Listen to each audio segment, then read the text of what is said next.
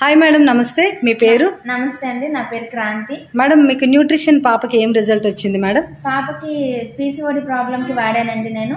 పాపకి పీసీఓడి ఉందని madam doctor గారు చెప్పారు. ఆర్లో అపోలో హాస్పిటల్లో చెక్ చేపిస్తే తనకి ఓవరీ పైన వాటర్ బబుల్ వచ్చింది. వాటర్ బబుల్ లోపలికి బ్యాడ్ బ్లడ్ వెళ్ళిపోయిందండి.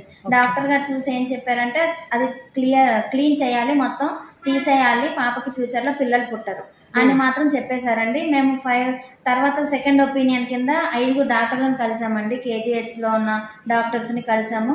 కన్సల్ట్ చేస్తే వాళ్ళు ఏం చెప్పారంటే ఇది నిజమే, తీసేయాల్సిందే, పాప మీకు ఇప్పుడు కావాలంటే మీరు ఫ్యూచర్లో పిల్లలు పుట్టరా, ఓవరీ తీసేయాలి అని చెప్పారండి. నేను మా అప్లైన్ని కన్సల్ట్ చేస్తే వాళ్ళు నాకు సజెస్ట్ చేశారు సప్లిమెంట్స్. నేను వాడించిన తర్వాత 2 monthsలోనండి ఓవరీ అంతా హెల్తీగా అయిపోయింది.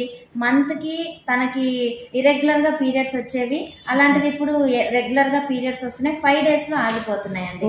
అప్పుడైతే 20 days అయ్యేది. వచ్చినప్పుడు చాలా పెయిన్ ఉండేది, ఇప్పుడు ఏ పెయిన్ లేదు. 5 daysలో చక్కగా ప్రతి నెల కరెక్ట్ టైంకి వస్తూ టైంకి ఆగిపోతూ పాప హెల్దీగా ఉందండి.